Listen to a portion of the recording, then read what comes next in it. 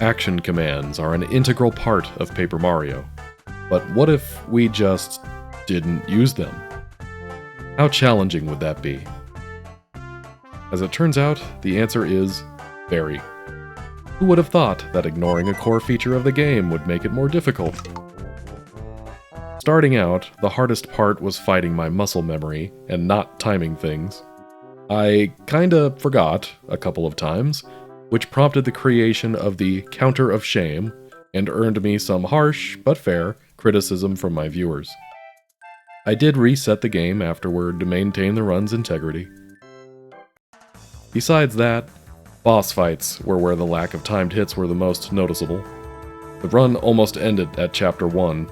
Did you know that you can't knock over the Koopa Bros stack without a timed hit? Goombario tells you that Bombette's bomb attack will knock them over. It turns out that only works if you get Bomb's power above base level. That's valuable information you're withholding, you little twerp. Thankfully, a POW block will knock them off balance, so even an untimed hit will knock them down. Right after that, you have a rematch with Junior Troopa.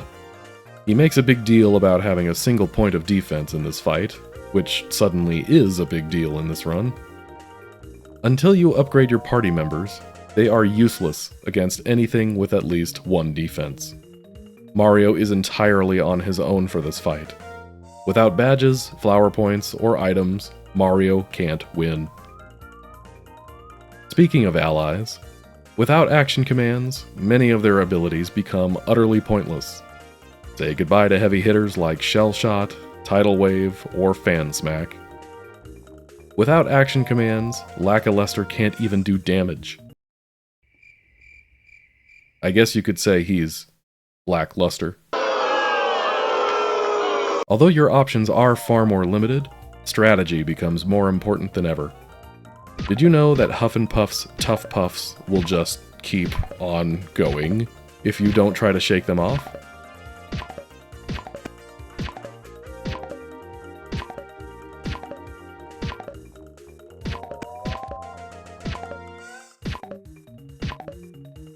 Defeating Huff and Puff took a careful mix of knowing when to use group attacks to kill the Tough Puffs versus items or bow to dodge them.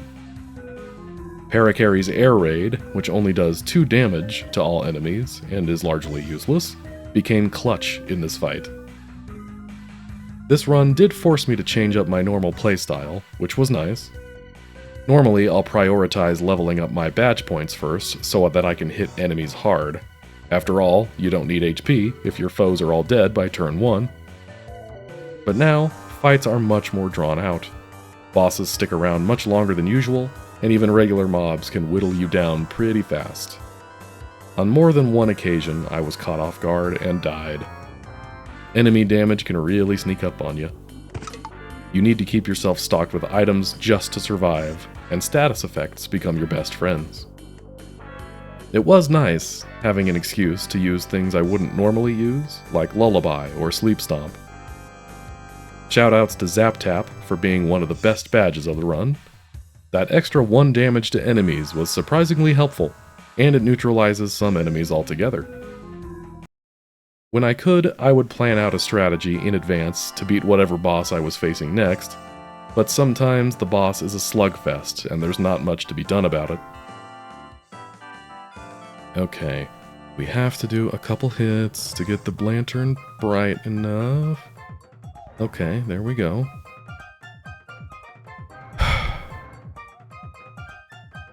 The final Bowser fight especially was quite the duel. Since he heals up to 3 times, he effectively has 189 HP. Add that to his 2 defense and my lack of action commands, and the fight lasts a long time.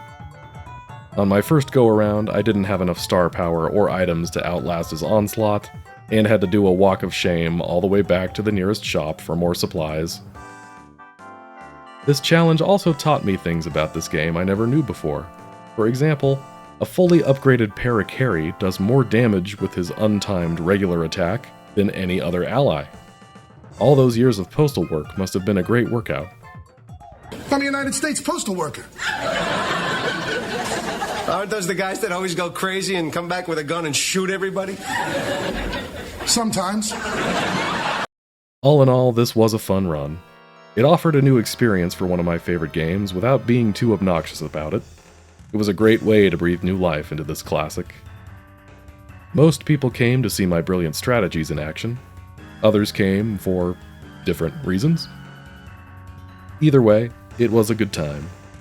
If you want to see how the full run went, check out the playlist from when I streamed it in the description. I'm always on the lookout for new runs and ideas. Have you ever done a unique playthrough of Paper Mario? Let me know in the comments. For now, enjoy these highlights, and I'll see you next time. Maybe we can do some more Bombette sneak attacks. Nice. Don't need action commands to do that. Ghost? No, you're nuts, dude. Nintendo letting us just casually gaslight this poor guy. I know your one true weakness, for I share it. I am very sleepy.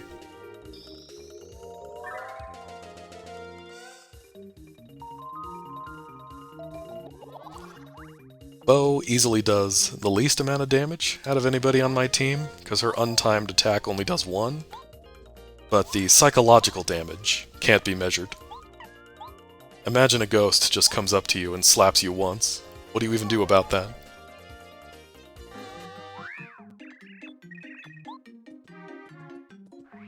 I appreciate that the only thing keeping Ralph from doing business is an inability to do math. This is peak Mario characterization right here. We put this chunky guy in your way, so to get him to move, you have to feed him cake. Alright, random shower thought while I'm doing these errands. Thinking about the partners in this game, I think all of them are adults with jobs, or children, or Cooper. Just trying to think through it. See, Goombario's a kid. Bombette is recently a prisoner, so she kind of gets a pass on not having a job. Harry's a mailman. Let's see, Watt is a child. Sushi is a babysitter, full-time. Lackluster is in the army. I wonder, can I bomb these guys before getting close enough to initiate the conversation? A little more. Haha, you can! Oh, that's funny. Just casually giving birth on the battlefield, and then I just casually have to murder your babies. This game gets really dark if you think too hard about it. It's Smilax. Lava version.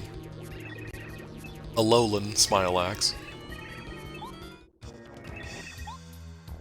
As with just about everything else in this run, I'm making this up as I go along, so we'll see how this goes.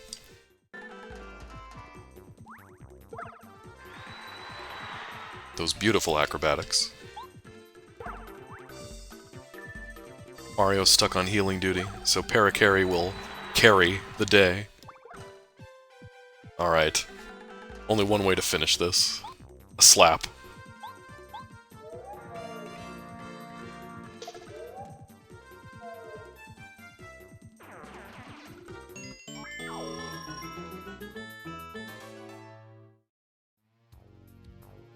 Nailed it.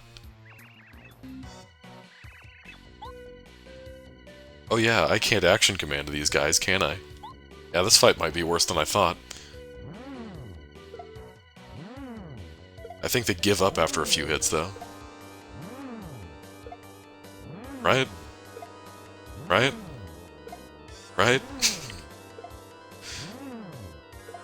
Do they just keep going forever? Huh. Okay. Might need a backup plan here.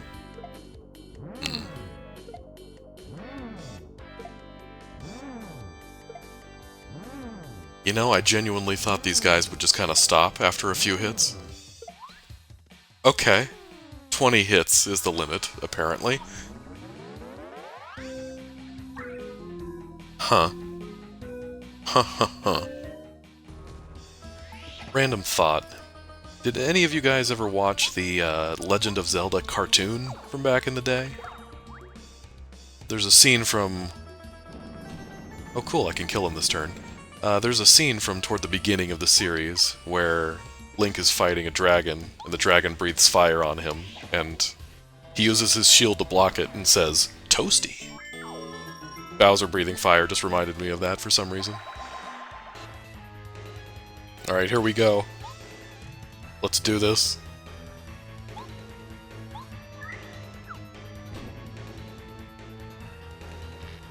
And there it is.